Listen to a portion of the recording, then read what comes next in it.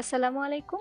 আজকের ভিডিওতে আমি আপনাদের সঙ্গে শেয়ার করব ৩ থেকে ৫ বছর বয়সী বাচ্চাদের জন্য খুবই সুন্দর ডিজাইনের একটি জামা।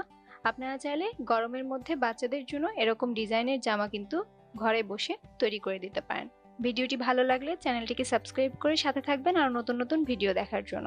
আমি এখানে টোটাল ১.৫ গজ পরিমাণ কাপড় নিয়েছি, ৫০ টাকা গজ। প্রথমে আমরা উপরে বডি পার্ট কাটিং করব, আর এর জন্য কাপড়টিকে ২ বার ভাঁজ করে ৪ পার্ট করে নিয়েছি। আমি যে সাইডে আছি সেটি বন্ধ সাইডে আছে, অপর সাইডটি খোলা আছে। তো উপরে টপ পার্টটির লম্বা নিয়েছি টোটাল ৯ ইঞ্চি পরিমাণ, সেলাই সহকারে নিয়েছে। তো এখান থেকে আমি শোল্ডারের মাপ নিব। তো আমাদের এখানে শোল্ডার হচ্ছে ৮ এর অর্ধেক হচ্ছে ৪ ইঞ্চি। তো যতটুকু শোল্ডার নিয়েছি তার থেকে আমি এখানে হাফ ইঞ্চি বাড়িয়ে ৪.৫ ইঞ্চিতে মার্কিং করে নিব। এখানে আমি বডি মাপ নিচ্ছি ২৪ ৪ ভাগের ১ ভাগ হচ্ছে ৬ ইঞ্চি, এবং আরও ১ ইঞ্চি নিচ্ছি এক্সট্রা সেলাই করার জন্য। এভাবে একটি রাউন্ড শেপ করে দিতে হবে।